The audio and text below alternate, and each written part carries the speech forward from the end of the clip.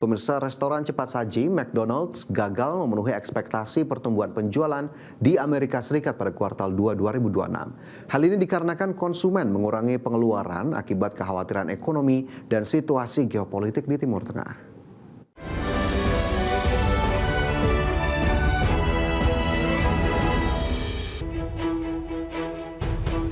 Restoran cepat saji McDonald's gagal memenuhi ekspektasi pertumbuhan penjualan di Amerika Serikat pada kuartal 2 2026 dikarenakan konsumen mengurangi pengeluaran akibat kekhawatiran ekonomi. Situasi ini terjadi meski raksasa burger tersebut telah banting harga untuk menarik pelanggan berpenghasilan rendah yang sekaligus menggambarkan perlambatan ekonomi negeri Paman Sam. Sementara itu penjualan McDonald's kuartal 3 2026 di Amerika hanya tumbuh 0,8% atau berada di bawah perkiraan analis sebesar 1,06%. Di mana kenaikan harga barang kebutuhan pokok dan bahan bakar telah menyebabkan konsumen berpenghasilan rendah memiliki lebih sedikit uang untuk makan di luar sebagai basis pelanggan utama perusahaan. CEO McDonald's Chris Kempczinski telah mengingatkan sejak bulan Mei lalu bahwa meningkatnya ketidakpastian ekonomi makro termasuk kekhawatiran yang terkait dengan konflik Iran sehingga merugikan pengeluaran konsumen. Sebelumnya pada tahun lalu manajemen telah mengandalkan keterjangkauan harga dan promosi untuk mempertahankan pangsa pasar dari persaingan yang semakin ketat dari pesaing makanan cepat saji, toko serba ada, serta konsumsi makanan di rumah. Adapun secara global penjualan McDonald's meningkat 1,3% atau melambat dari pertumbuhan sebesar 3,8% di tahun lalu.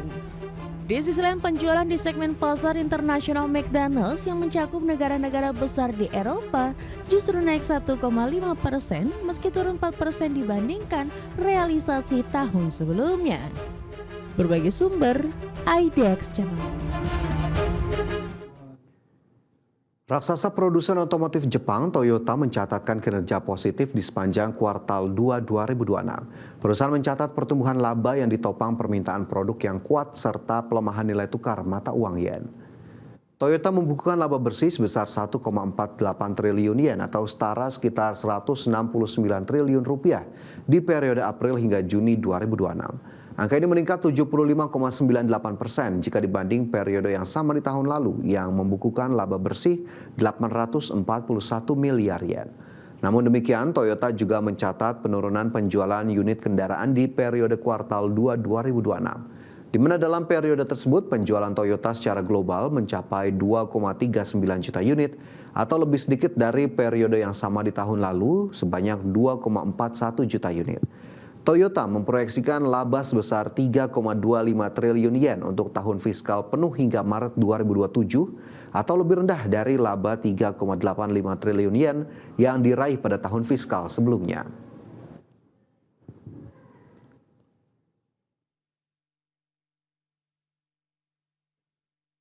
Pemirsa, Brussels Airlines melaporkan kerugian laba sebelum bunga dan pajak yang disesuaikan sebesar 70 juta euro atau sekitar 1,5 triliun rupiah untuk 6 bulan pertama 2026. Kerugian ini disebabkan oleh tingginya biaya bahan bakar, wabah Ebola di Afrika Timur, serta gangguan akibat aksi mogok kerja.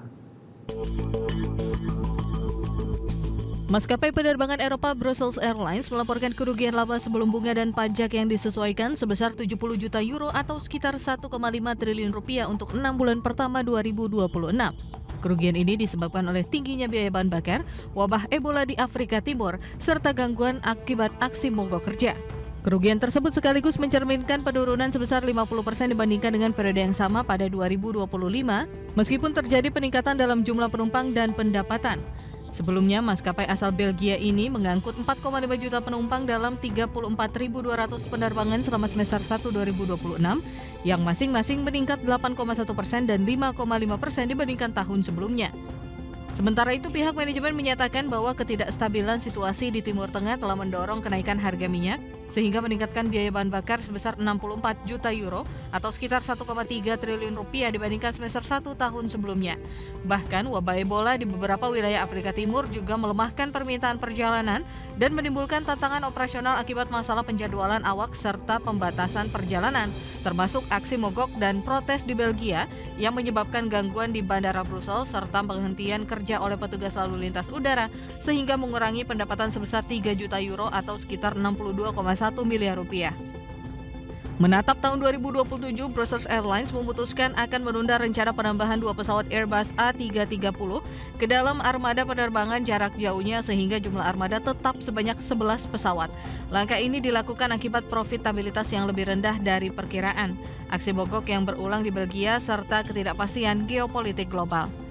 Berbagai sumber IDX Channel.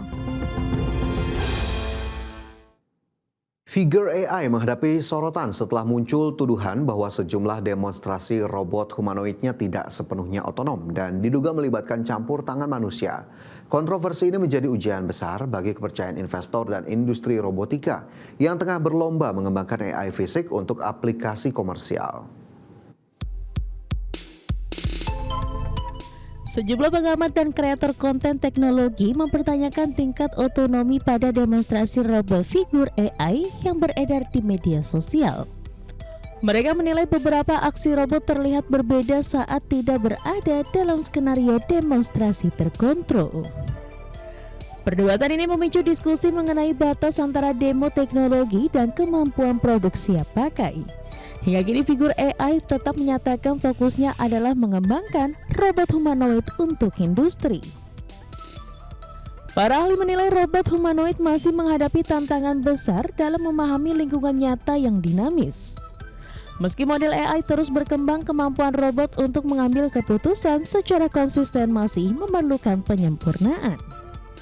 Demonstrasi terkontrol belum tentu mencerminkan performa pada kondisi dunia nyata. Hal ini menjadi tantangan bagi seluruh industri robotika. Meningkatnya investasi di sektor robot humanoid membuat investor semakin menuntut transparansi terhadap kemampuan produk yang dipamerkan. Perusahaan robotika kini didorong untuk menunjukkan uji coba di lingkungan nyata dan bukan hanya demonstrasi yang telah direkayasa.